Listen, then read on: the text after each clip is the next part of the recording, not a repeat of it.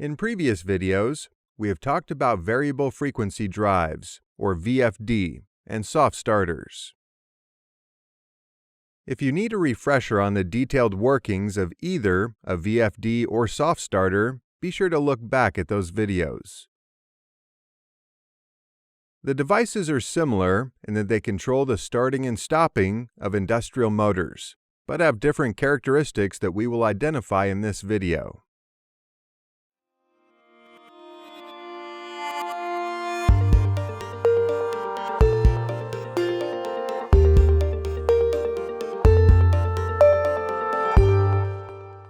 Before we get started on today's video, if you love our videos, be sure to click the like button below.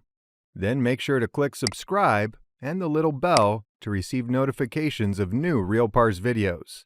This way, you never miss another one. A soft starter is generally used in applications where there is a large inrush of current that could damage a motor, while a VFD controls and can vary the speed of a motor. In this video, we will look at the internal workings of the devices, how to determine which device you might want, and look at some applications to better understand these differences.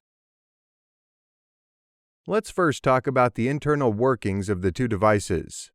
A typical three-phase soft starter uses 6 thyristors or silicone-controlled rectifiers, oriented in an anti-parallel configuration to start the electric motors smoothly. A thyristor is made up of 3 parts: a logic gate, a cathode, and anode.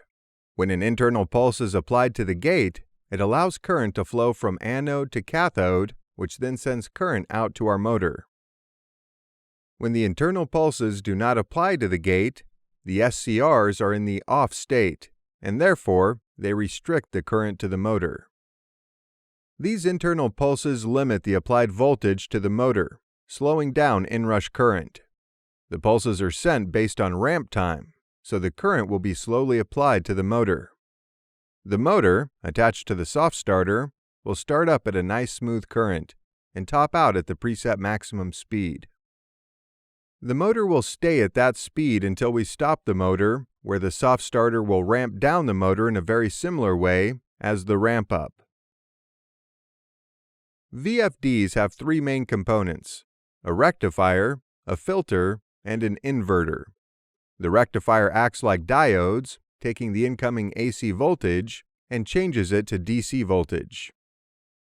Next, the filter uses capacitors to clean the DC voltage, making it a smoother incoming power. Finally, the inverter uses transistors to convert the DC voltage and sends the motor a frequency in hertz. This frequency drives the motor to a specific RPM. We can set the ramp up and down times just like in a soft starter. From what we just covered, we can see that a VFD is basically a soft starter with speed control. So how do we know which device is needed for our application?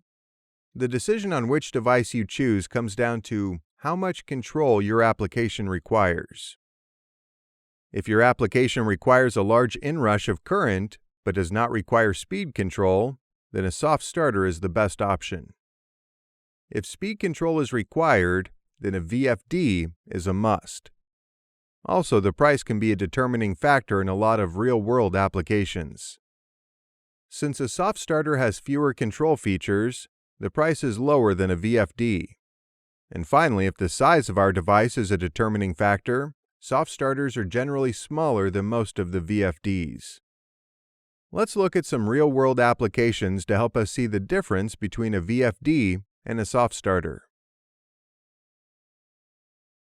The first application will be a wastewater pump.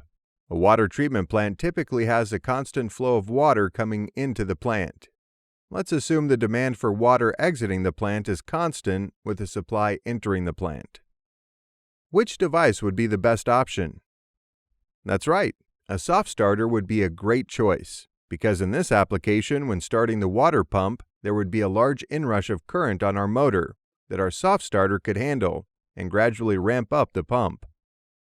Since the demand for water exiting the plant is the same as supply into the plant, the speed of our pump would not vary.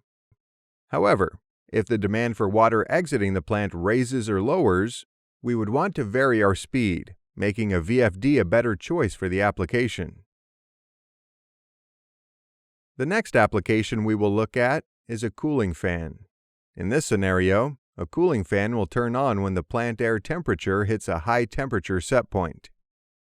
Once the set point is reached, the cooling fan will slow down to maintain the air temperature unless it drops below a low temperature set point, where it will shut off. However, if the temperature continues to rise and past the high temperature set point, the fan will need to move faster. Which device would work best in this situation? That's right, a VFD would be better than a soft starter, because the speed of the fan will need to vary. If our scenario was only turning the fan on or off based on temperature and not changing the speed, then a soft starter would be a better option. In closing, a VFD and a soft starter can do similar functions when it comes to ramp up or down a motor. The main difference between the two is a VFD can vary the speed of a motor, while a soft starter only controls the starting and stopping of that motor. When faced with an application, price and size are in the favor of a soft starter. A VFD is the better choice if speed control is required. The good news is that if an existing application has a soft starter in place and speed control is later determined to be a requirement, a VFD can easily replace a soft starter. The opposite is true as well. A soft starter can replace a VFD. Want to learn PLC programming in an easy-to-understand format and take your career to the next level? Head on over to realpars.com.